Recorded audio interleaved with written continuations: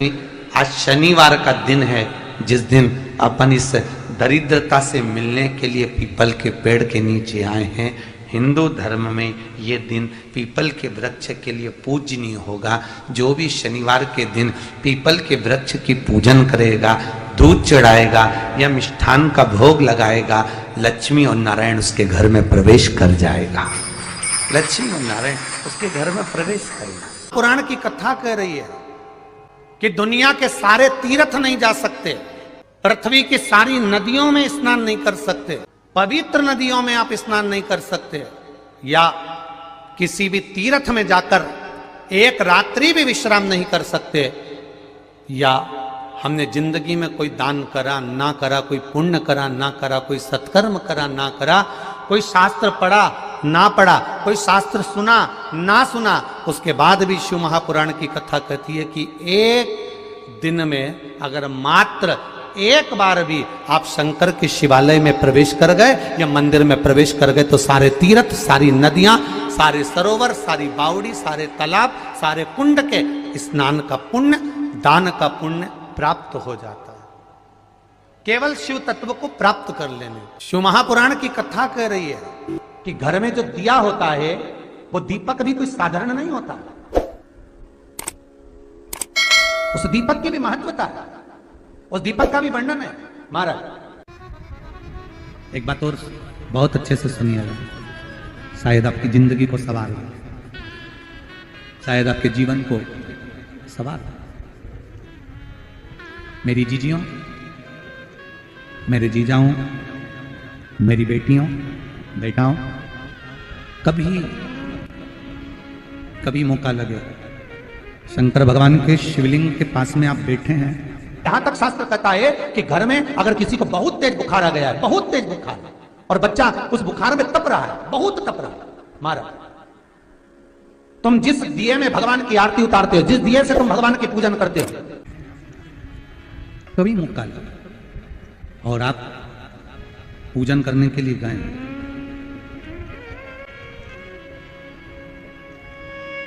कभी पूजन करने के लिए, और आपको शंकर भगवान के शिवलिंग के पास में या शंकर भगवान के शिवलिंग के ऊपर कनेर का अगर पीला फूल देखा है ना आप लोगों ने, अरे बोलो तो जम के, देखा है?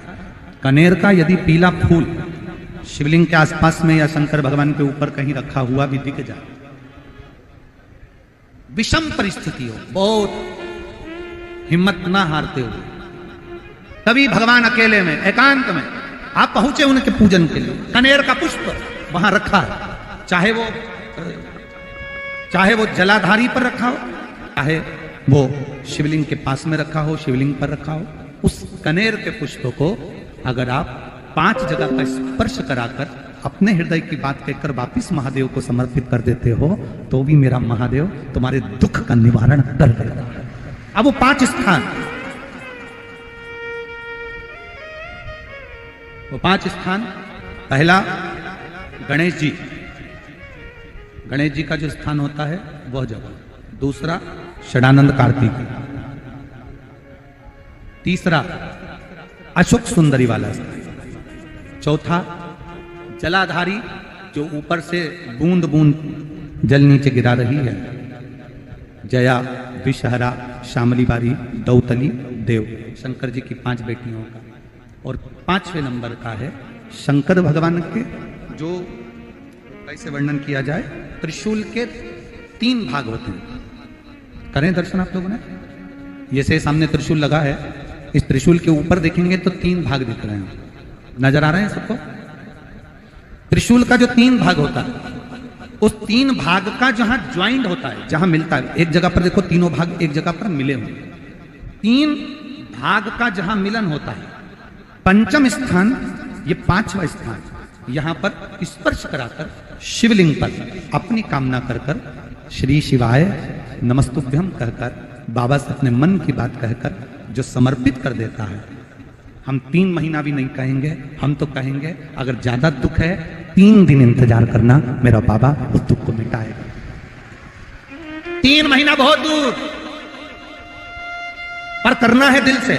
और कई तरह के दीपक होते हैं, दीपक का भी विधान वर्णन किया गया, उस दिए का भी वर्णन किया गया। यहां तक शास्त्र कहता है कि घर में अगर किसी को बहुत तेज बुखार आ गया है, बहुत तेज बुखार, और बच्चा उस बुखार में तप रहा है, बहुत तप रहा है, मारा, तुम जिस दिए में भगवान की आरती उतारते हो, जिस दिए से तुम भगवान की पूजन करते हो, उस दिए की बत्ती को नीचे डाल दीजिए और उस दिए को पानी की बाल्टी में धो दीजिए। कौन सी बाल्टी में? जिस बाल्टी के पानी से आप बच्चे को स्नान करा सको। मारा, केवल भगवान पर से ले जाकर, पास में से ले जाकर उस बाल्टी में थोड़ी देर डाल दो और उस बाल्टी के पानी से उस बच्चे को स्नान करा दीजिए। 15 से 20 मिनट, आधा घंटा लगेगा बच्चे का। बड़ी बेचैन दिख रही हो तुम, क्या बात है? पार्वती जी कहती है, देवव्रत, कश्मीर प्रदेश का एक भक्त देवव्रत बेलपत्री के वृक्ष के नीचे बैठकर आपका मंत्र जाप कर रहा। मैं आपको जगाना नहीं चाहती थी, पर बेलपत्री के वृक्ष के नीचे लक्ष्मी झाड़ू लगाती है, सरस्वती वीणा बजाती है, इंद्राणी उस बेलपत्री के वृक्ष के नीचे जल का सिंचन करती है, 33 कोटि देवी देवता उस बेलपत्री के वृक्ष की जड़ में विराजमान होते हैं।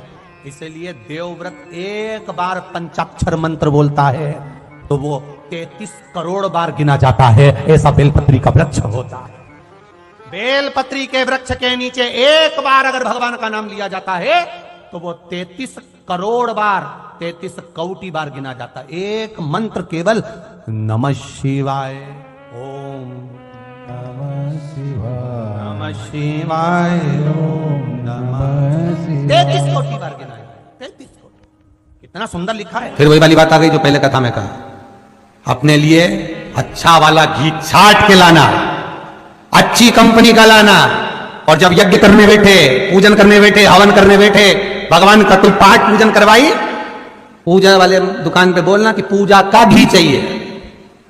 तो वो पूजा का सामान बेचने वाला भी चतुर था, उसने पूजा का ही घी दिया। तो इन्होंने पूछा, भैया ये घी कितने का? तो क्या 80 रुपए का? तो 80 रुपए का आधा किलो? तो क्या पूजा का है? भारत की भूमि पर इस मृत्यु लोक में, पूरे विश्व में ऐसे कई घर हैं जिनके घर में गुजारा करने के भी आफत है।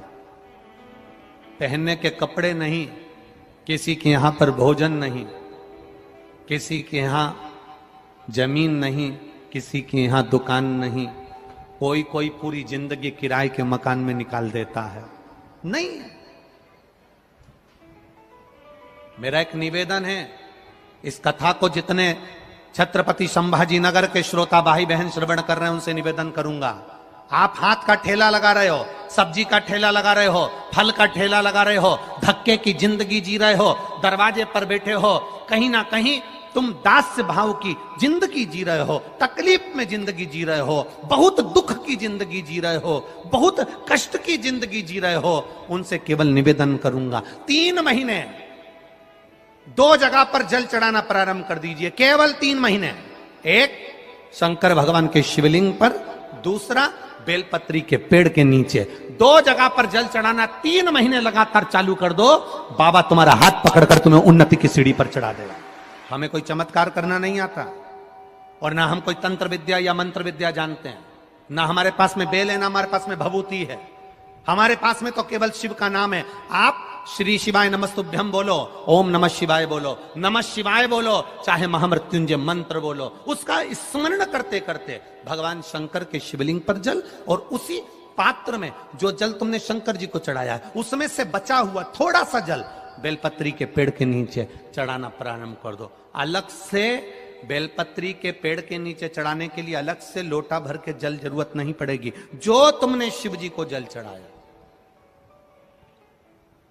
जो तुमने देवाधिदेव महादेव को जल चढ़ाया, बस उसी पात्र का जल शंकर जी को चढ़ाओ, उसमें से बचा हुआ थोड़ा सा जल बेलपत्री के वृक्ष के नीचे चढ़ाना प्रारंभ करना। कौन सा बेलपत्री का वृक्ष? जिसकी छाया आपके ऊपर आ रही हो।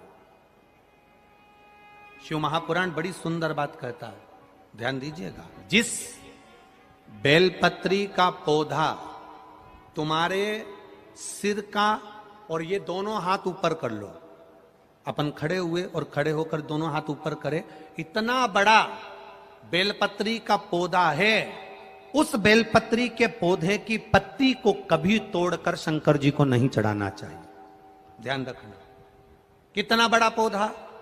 आप खड़े हो जाओ और खड़े होने के बाद आपका हाथ ऊंचा कर लेना। इतना बड़ा पौधा है, उस पौधे की पत्ती बेलपत्री को तोड़कर शंकर भगवान को कभी नहीं चढ़ाना। शंकर भगवान को उस बेलपत्री को, उस वृक्ष की पत्ती को तोड़ना चाहिए जो वृक्ष तुम्हारे हाथ से थोड़ा सा ऊंचा हो, जिसके लिए तुम्हें हाथ और ऊंचा करना पड़ रहा हो।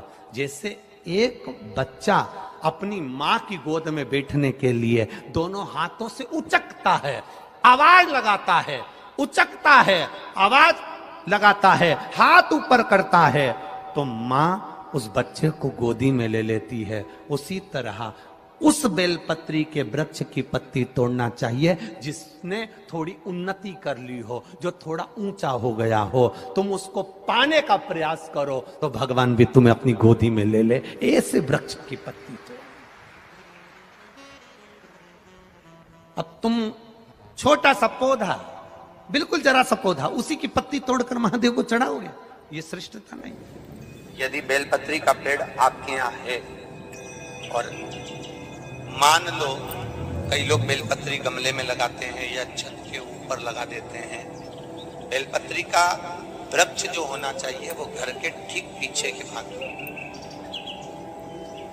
पीछे के भाग। या बेलपत्री का वृक्ष अगर पीछे नहीं है तो आप अपने घर से जब बाहर निकलते हैं तो राइट हैंड की ओर बेलपत्री का वृक्ष होना चाहिए। आप जब घर से प्रवेश कर रहे हैं, बाहर की ओर निकल, वो सुख का अनुभव करा। यदि घर से निकलते समय बेलपत्री का पेड़ लेफ्ट में अगर आता है, आप जिस घर से निकल रहे हो लेफ्ट में अगर बेलपत्री का पेड़ आता है तो आप 1 रुपए कमाएंगे, 1.25 रुपए खर्च होगा, पैसा हाथ में टिकेगा नहीं। घर में 10 लोग भी कमा रहे हैं तो पैसा घर में दिखेगा नहीं, आएगा जरूर, सारे काम होंगे पर टिकेगा नहीं। यदि लेफ्ट में, राइट भाग का बेलपत्री, सुख का अनुभव।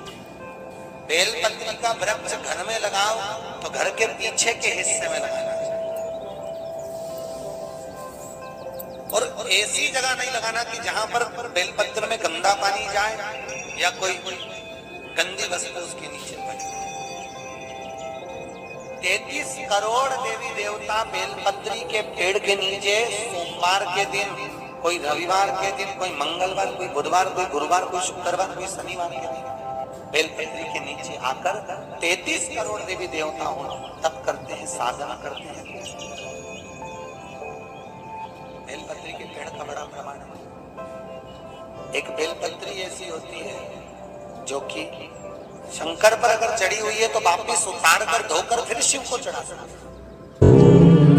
किसी व्यक्ति से कोई काम करवाना है, वो काम नहीं कर रहा, कोई फाइल आगे नहीं बढ़ रही है, कोई कार्य अटक रहा है, या फिर कहीं रुपया पैसा अटक गया हो, नहीं निकल रहा हो, तो एक जल के पात्र में जल भरकर 5 बेलपत्री शिव जी को समर्पित कर कुंदकेश्वर महादेव का नाम लेकर एक सफेद पुष्प बेलपत्री के ऊपर जो शिव जी को चढ़ाई है उस पर समर्पित कर जल जो लेकर गए हो, अपनी उस कामना को कर कि मेरा ये कार्य अटक रहा है, ये कार्य नहीं हो रहा।